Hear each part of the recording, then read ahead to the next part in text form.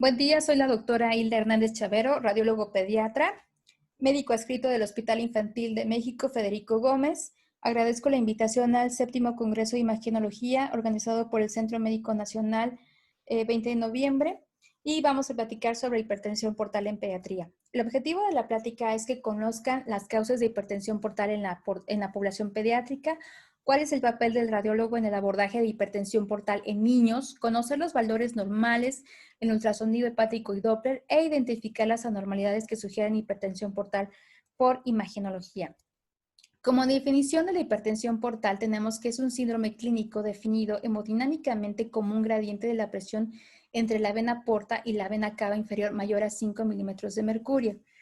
Esto clínicamente ya no es aplicado debido a que es un procedimiento invasivo y por lo tanto en pacientes pediátricos no está bien determinado cuáles son los gradientes de presión que condicionan las alteraciones. Sin embargo, los valores que se tienen en adultos han sido transpolados adecuadamente a los pacientes pediátricos. Por lo tanto, un gradiente de presión de la vena hepática mayor de 10 milímetros de mercurio está asociada a varices esofágicas y mayor de 12 está asociada a sangrado varicial y ascitis.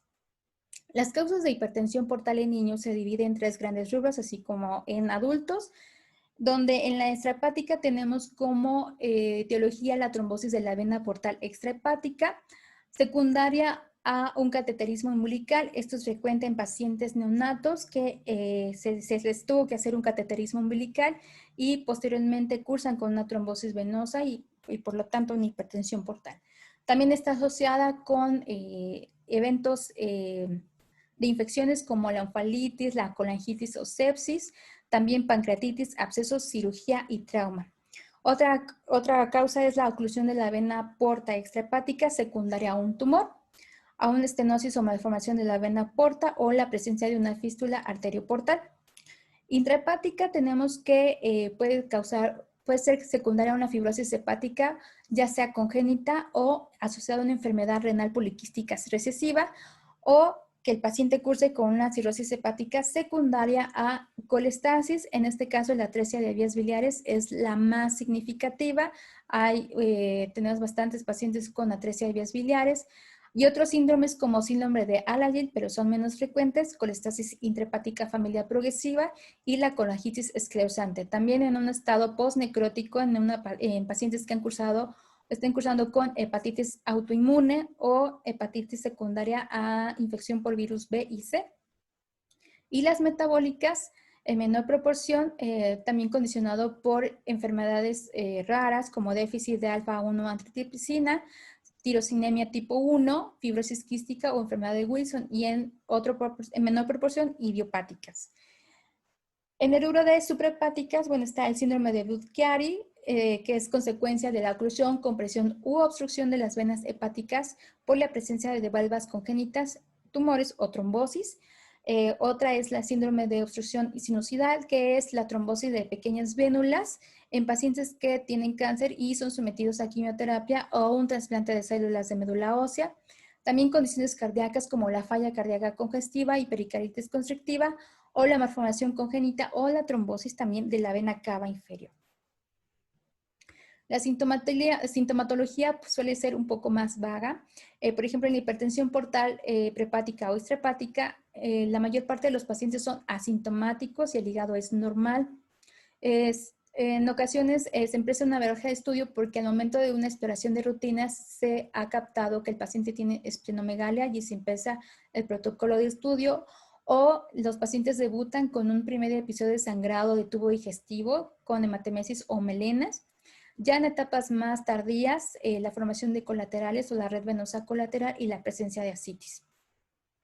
En la hipertensión portal intrahepática también los síntomas son un poco vagos, ya que cualquier enfermedad nos puede dar astenia, dinamia o dolor abdominal. En etapas más tardías, el paciente presenta ictericia, edema, anemia o telangiectasias, que ya aquí va más acertado a un problema hepático y por lo tanto se aborda principalmente por la ictericia. Raramente los pacientes llegan con encefalopatía hepática o debutan con ella, más bien cuando ya están internados y no es controlable la enfermedad, es que cursan con encefalopatía hepática. Pero, sin embargo, la presencia de esplenomegalia, red venosa colateral, ascitis y varices esofágicas es igual a hipertensión portal, hasta no demostrar lo contrario. Hipertensión portal posthepática son signos como de congestión hepática, hepatomegalia, esplenomegalia, ascitis, solo que aquí no va a cursar con varices esofágicas. Hay un término que es conocido como hipertensión portal clínicamente evidente, y este término nos habla más de la progresión de la enfermedad, el estadio de la enfermedad, que de una estadificación. Puede ser definitiva, donde tenemos uno o más de los siguientes hallazgos clínicos, como esplenomegalia, conteo plaquetario mayor de 150,000 milímetros cúbicos, y manifestaciones como ascitis o evidencia endoscópica de varices esofágicas o gástricas. Posible cuando hay ausencia de este listado que acabamos de mencionar y solo presenta esplenomegalia o conteo plaquetario mayor de 150,000. Y otra donde esta está ausente, donde no presenta ninguno de estos hallazgos o manifestaciones. El diagnóstico principalmente lo que nos va a ayudar es el ultrasonido Doppler y la escala de grises y la endoscopía. Sin embargo, nada más vamos a centrarnos en el ultrasonido en escala de grises y Doppler. Pero primero tenemos que saber qué es lo normal para que podamos identificar lo anormal en nuestro paciente. En el caso del ultrasonido hepático es muy importante que nuestro paciente tenga el ayuno adecuado, por ejemplo, en neonatos y lactantes el ayuno es de 3 a 4 horas, en preescolares que va de los 2 a 5 años de 5 a 6 horas y en los escolares de 6 a 10 años de 7 a 8 horas. Incluso a partir de los 7 años ya el paciente puede tolerar un ayuno de 8 horas como si fuera de un adulto. El paciente se va a explorar en decúbito dorsal, donde la aspiración va a ser a nivel de la línea media axilar, de preferencia con el transductor lineal, mientras la edad de nuestro paciente y la morfología lo permita, de 7.5 a 12 MHz. Es lo ideal que tenemos que esperar con un ultrasonido lineal. Sin embargo, a medida que nuestro paciente pues, está más grande, tenemos que usar el convexo de 5 a 7.5 MHz. Entonces tenemos que ver un hígado de bordes regulares bien definidos, el parénquima es homogéneo, y la ecogenicidad es muy similar a la del riñón de ese mismo lado. La medición va a ser a nivel del lóbulo hepático derecho, cráneo caudal, y tenemos todo siempre es a base de tablas porque es en base ya sea al peso o al rango de edad. Los parámetros que va a ser mayores y menores. Y es muy importante tener en consideración las tablas siempre.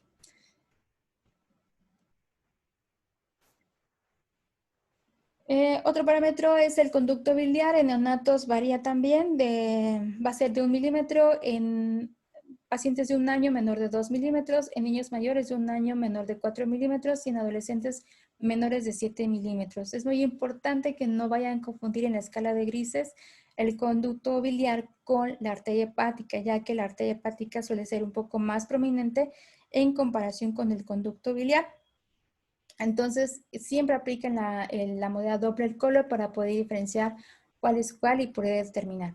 La vesícula biliar también fue con un papel muy importante debido a que eso nos va a orientar si el paciente en este caso cursa con una atresia de vías biliares.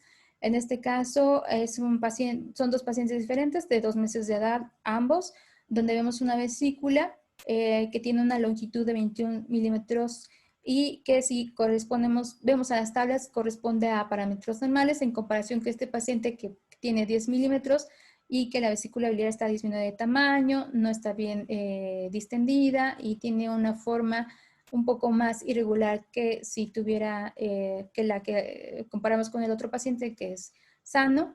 Y efectivamente este paciente tenía una atresia de vías biliares. Entonces, ahí desde la exploración podemos determinar cuál es la causa del daño hepático que está teniendo nuestro paciente. Por eso también es importante el ayuno que debe tener el paciente, ya que si vemos una vesícula así y el ayuno no es el correspondiente, tendremos que esperar a que el paciente cumpla con el ayuno y puede determinar si esta vesícula es real o no. El ultrasonido hígado Doppler normal Principalmente cuando son pacientes neonatos o escolares incluso, el primer consejo que les doy es ármense de paciencia, mucha paciencia. El paciente por lo general va a estar llorando porque tiene hambre. Entonces, un tip que les doy es que la mano del paciente va a ser de mucha ayuda o incluso el chupón, ¿no? Así se engaña un poco al paciente y se puede tomar adecuadamente los parámetros, tanto la arteria hepática como la vena porta o las venas suprahepáticas. Pero el principal dato es tener mucha paciencia. Usualmente no se sedan a los pacientes. Nunca me ha tocado sedar a un paciente por hacer un ultrasonido Doppler, o al menos nunca lo hemos hecho. Siempre se toman con el paciente despierto. Si está dormido, pues mucho mejor. Ojalá y cursen con esa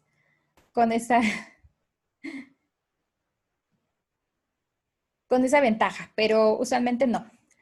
Bueno, la vena porta, sabemos que aporta 3/4 partes de la perfusión y tiene un soporte de 50-60% del oxígeno, tiene un flujo anterógrado, es decir, por arriba de la línea base, con una velocidad mayor de 20 centímetros por segundo. Sin embargo, en pacientes neonatos de pretérmino va a disminuir, teniendo un parámetro de 10 centímetros por segundo y de término de 15 centímetros por segundo. Es muy importante, como les decía, que el paciente esté en el ayuno ideal, ya que en un periodo postprandial de 15 minutos suele incrementar incluso el doble, teniendo una basal de 24 más o menos 1.3 centímetros por segundo, puede subir hasta 35.9 más o menos 2.4 centímetros por segundo. Entonces, es muy importante que los pacientes estén en ayuno. No olviden que el ángulo, la adecuada posición del ángulo va en relación a la dirección del flujo. Entonces, es muy importante que el ángulo no sea mayor de 60 grados y que esté adecuadamente en base a la relación de flujo para que la medida sea confiable. La arteria hepática tiene un flujo anterógrado con un índice de resistencia entre 0.5 a 0.75, la velocidad es 70 a 120 centímetros por segundo, y en un periodo postprandial va a aumentar el índice de resistencia y va también a aumentar la velocidad en un 30%. Sin embargo, en los recién nacidos esto va a variar porque disminuye la velocidad y aumenta el índice de resistencia. Usualmente no se logran tener espectros continuos, sin embargo, con 3 espectros que logren obtener se puede realizar la medida, ¿no? En ocasiones nada más hay que esperar, no hay que seguir la arteria, no la sigan o no sigan la vena porta porque van a tardar una eternidad y no lo van a conseguir. Entonces, el consejo es sitúen donde más pasa frecuentemente la arteria y la vena, y solamente me espero a las variaciones de la respiración y puedo obtener un espectro incluso hasta a veces continuo, ¿no? Pero a veces yo sé que es muy difícil, pero con 3 espectros que tengan continuos es suficiente para que ustedes puedan valorar adecuadamente una arteria o una vena porta. La arteria siempre va a estar en el borde anterior de la vena porta y suele ser un poco más naranja en comparación con la vena porta. Sin embargo, ustedes saben que podemos modificar este tipo de valores. Las venas hepáticas, recuerden que también tenemos variantes anatómicas y suelen ser de trifásicas, como lo vemos aquí. Sin embargo, en los neonatos va a cambiar y suelen tener un flujo monofásico, o en pacientes un poquito más grandes, escolares, la rama izquierda también suele tener un flujo monofásico. Entonces, ¿qué vamos a ver en el ultrasonido hepático anormal? Pues bueno, cuando hay un daño al parénquima y que esto está causando la hipertensión portal, vamos a tener un hígado redondeado de bordes de una superficie irregular, como lo vemos aquí, o también lo vemos acá, una superficie irregular. Va a también tener hipertrofia del lóbulo caudado, la ecogenicidad va a ser heterogénea y aumentada también, como lo vemos aquí y aquí. Es muy importante aplicar la modalidad Doppler Color para ver si la vena está permeable o está ocluida. En este caso no vemos el trayecto de la vena porta y vemos al contrario una arteria hepática prominente y también va a ser como, tiene un trayecto un poco tortuoso y alargado. En el Doppler color vamos a ver que los patrones de flujo, bueno, aquí como vemos es un patrón anterógrado, un flujo normal, y a medida que vaya avanzando la enfermedad va teniendo un cambio en el espectro. Va a seguir, por ejemplo, va a persistir anterógrado, sin embargo la velocidad se va a ver reducida, por lo tanto tenemos que tener en consideración el parámetro que es mayor de 20 centímetros por segundo y una adecuada colocación de nuestro ángulo para que este valor sea real y podamos determinar ahí que es anormal. Cuando la enfermedad es un poco más progresiva, tenemos un flujo severamente reducido o incluso afásico si el paciente tiene una oclusión de la vena porta y no se identifica algún tipo de flujo en su interior.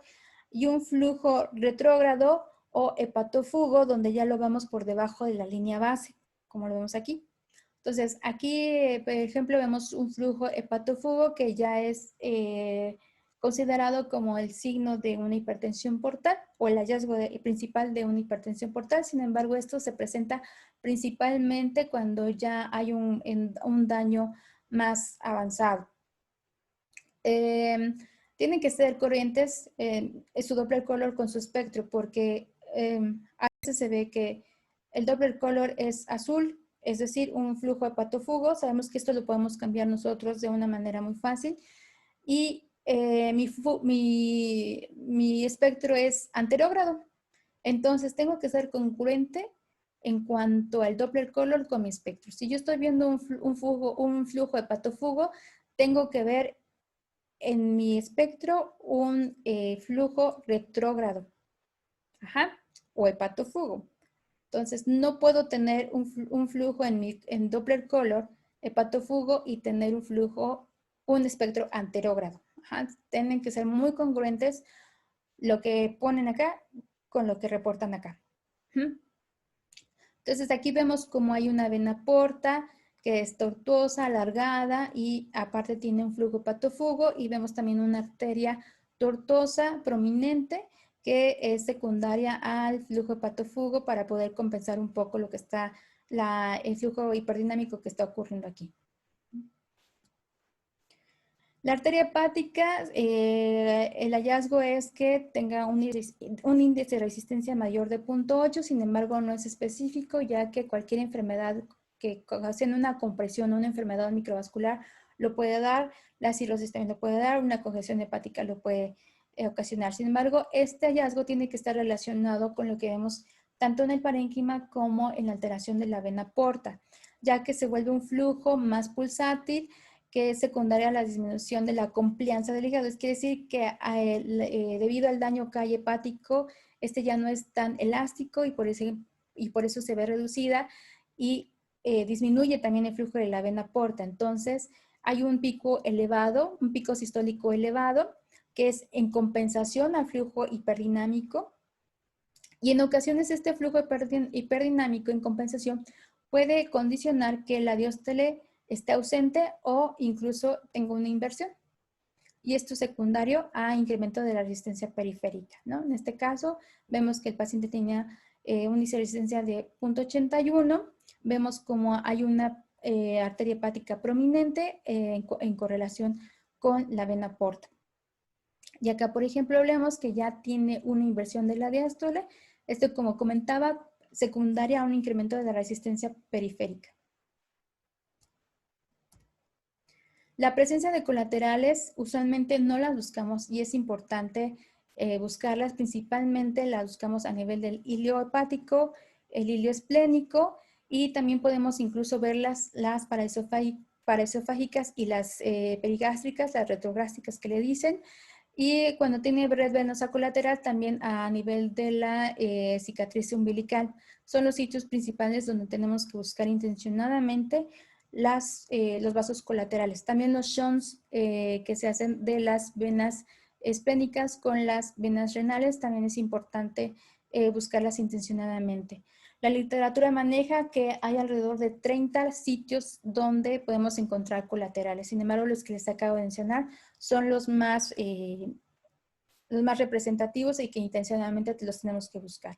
En ocasiones, cuando estamos valorando la arteria hepática, tenemos que cambiar los parámetros y suelen estar un poco elevados. Entonces, cuando busquen las colaterales, suban un poco más sus ganancias y disminuyan sus PRFs. Entonces, estos son diferentes ejemplos. En este caso, estamos a nivel de la línea media y tenemos como referencia el lóbulo hepático izquierdo. Y hay un hallazgo que se toma en consideración el borde inferior y la aorta. Entonces, se mide el grosor del aumento y si es mayor de 1.7 centímetros, seguramente hay la presencia de varices esofágicas. Con la medida Doppler lo podemos ver que efectivamente este paciente tenía varices a este nivel. Otro es el hilio hepático, donde también vemos múltiples vasos colaterales. En la vesícula biliar también veamos cómo con un transductor lineal se puede evaluar perfectamente la vascularidad de la vesícula biliar y también vemos la presencia de colaterales. Otro hallazgo es que se permeabilice la vena umbilical, ya sea que tenga un flujo hepatofugo o hepatóbeta. En ocasiones no hay recanalización y solamente se hace la formación de colaterales a nivel de la vena umbilical. Como les comentaba también, los shunts entre las venas esplénicas y las renales los podemos ver un poco más distal, no es necesario verlos evaluar la vena esplénica tan cerca del ilio, un poquito más lejos para ver precisamente estas colaterales, estos shunts que se hacen entre esos.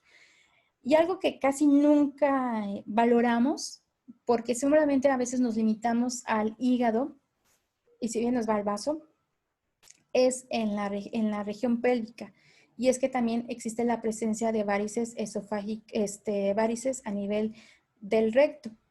Entonces, siempre que valoren, ya que han valorado lo anterior que les he comentado, entonces también valoren todos estos sitios principales donde existe la presencia de colaterales y que en ocasiones lo podemos pasar desapercibido, y este es un lugar que también puede tener y seguramente lo pasamos desapercibido.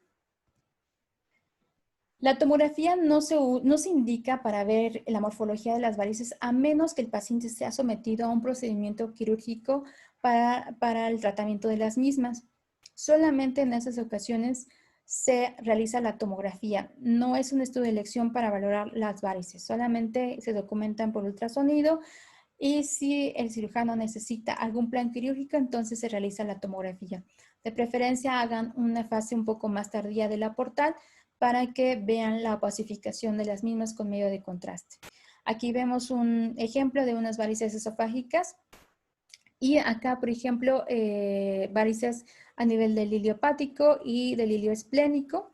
También este paciente tenía unos trayectos vasculares a nivel del recto, aquí se ven un poco, y aquí en el corte axial se ven un poco más. Entonces, es un lugar que usualmente no exploramos y que si lo exploramos, pues bueno, podemos ver que también cursa con esas varices.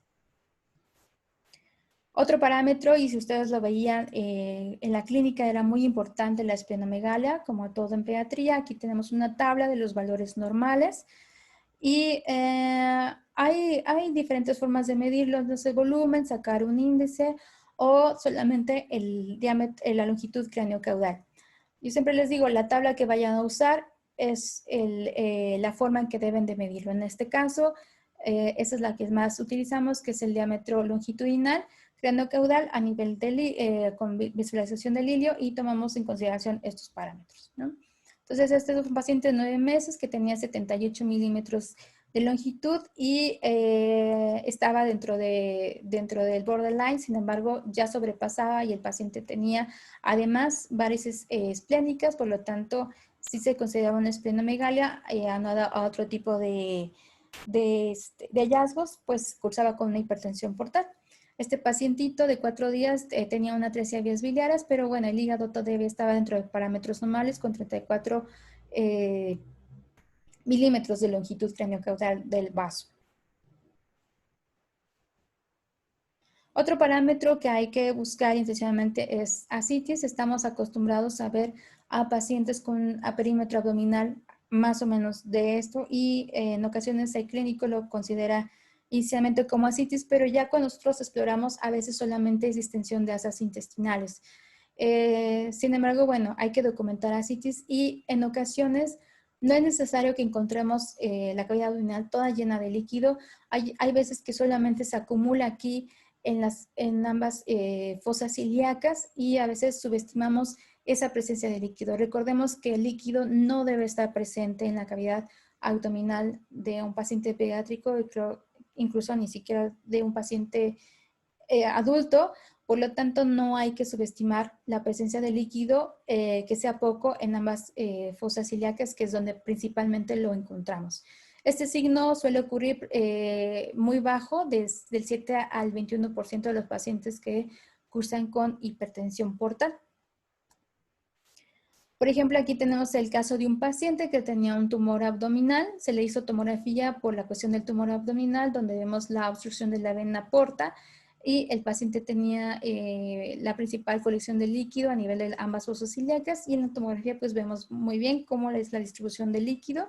Este paciente cursaba con, aparte del tumor que estaba ocluyendo la vena porta, pues estaba cursando con una hipertensión portal en ese momento. Entonces, en resumen, hallazgos que sugieren una hipertensión portal es intencionadamente buscar la presencia de colaterales, portosistémicas, la morfología de las venas esplénicas que sean tortuosas y alargadas, buscar intencionadamente los shunts esplenorenales y los vasos colaterales a nivel del hilo esplénico, así como la recanalización de la vena umbilical, la presencia de esplenomegalia. La vena porta, por eso es muy importante medirla adecuadamente, que sea menos de 20 centímetros por segundo, o si en ese momento ya presenta un flujo hepatofugo, pues ya podemos decir que es diagnóstico de una hipertensión portal.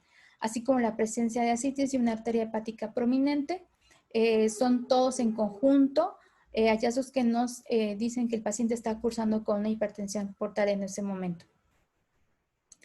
Tenemos dos casos, una femenina de 9 meses de edad con atresia de vías biliares y posoperada de Kasai. Vemos como el hígado tiene unos bordes lobulados que están irregulares, el parénquima es heterogéneo, de hecho se ve un poco de mayor ecogenicidad en comparación con otros hígados que veíamos anteriormente. Al nivel del ilio, bueno, ya ha presentado los cambios postquirúrgicos por la operación de Kasai.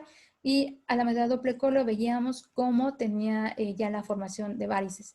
En el vaso sobrepasaba ya la medida que le correspondía al máximo, por lo tanto también cursaba con hepatomegalia y la presencia de varices a nivel del hilo hepático. Sin embargo, la vena porta pues estaba entre parámetros normales con 22.4 centímetros por segundo, y sin embargo la arteria hepática, vean cómo es, tiene un pico sistólico elevado, un índice de asistencia de 0.81, y también tenía alteración de la morfología de las venas suprahepáticas. Entonces, en conjunto, y además, por ejemplo, aquí ya tiene el estomaguito lleno, ya habíamos medido todo esto, entonces solamente al final se le llenó el estómago para corroborar rápidamente estos valores, y también nos ayudó a valorar un poco mejor que también tenía unas varices perigástricas, ¿no? En este caso aquí están. Entonces, en conjunto, la paciente en ese momento cursaba con una hipertensión portal. Este es otro caso de un masculino de 2 años que tenía un hepatoblastoma. Inicialmente este paciente lo habían enviado por una falla hepática. El parénquima hepático estaba totalmente heterogéneo con múltiples tumoraciones. A la medida de Doppler color, la vena porta estaba fásica. Y aquí no alcanzábamos a ver muy bien porque, bueno, el paciente no era como muy cooperador. No pudimos medirla. Sin embargo, sí pudimos medir la vena porta de la rama izquierda, donde presentaba un flujo hepatofugo. La arteria hepática estaba normal, sin embargo, vean cómo está prominente, como está aquí. Está muy prominente, sin embargo, estaba dentro de parámetros normales, pero las venas suprahepáticas estaban monofásicas, ya habían perdido su espectro trifásico. A nivel de la vena porta, que nos daba un flujo hepatofugo, también veíamos que tenía shunts arterios venosos por la misma tumoración que estaba cursando. El vaso estaba dentro de parámetros normales. Como les comentaba, este paciente se tuvo que hacer tomografía secundaria a las tumoraciones que presentaba porque era secundaria a un hepatoblastoma ya en una etapa muy avanzada. Y vemos aquí cómo en el trayecto de la arteria hepática, que también se tiene que ver la vena porta, no se visualizaba la opacificación. Aquí vemos cómo hay una obstrucción de la vena porta secundaria al tumor y por lo tanto en ese momento cursaba con una hipertensión portal que también tenía ascitis. Esto no es vaso, es parte del hígado que también llegaba hasta acá. El vaso está hasta acá atrás y el vaso estaba dentro de parámetros normales. Posteriormente a este paciente se le dio quimioterapia, redujeron las lesiones tumorales y también la permeabilización de la vena porta, ¿no? Sin embargo, en este momento en que se le hizo el estudio, el paciente cursaba con una hipertensión portal. Entonces, como conclusiones, es que el ultrasonido y escala de grises y Doppler es el método de estudio más útil para el abordaje de la hipertensión portal en niños. Recuerden que en las etapas tempranas de la enfermedad, los hallazgos por ultrasonido pueden ser normales. Puede llegarles un paciente con sangrado de tubo digestivo y el ultrasonido puede ser normal, porque si está en etapas tempranas, usualmente los ultrasonidos suelen ser normales. Y en caso contrario, cuando hay anomalías por ultrasonido, entonces ya denotan que el paciente ya está en etapas más avanzadas de la enfermedad y desafortunadamente hay veces que los pacientes llegan así ya cuando están en etapas avanzadas. Y bueno, es muy importante que en base a todos los parámetros que vimos, realizar una exploración completa, ya que ayuda, entre más parámetros tengamos, ayuda a tener más elementos para asociar los hallazgos que sugieran hipertensión portal. Eso es todo. Muchas gracias.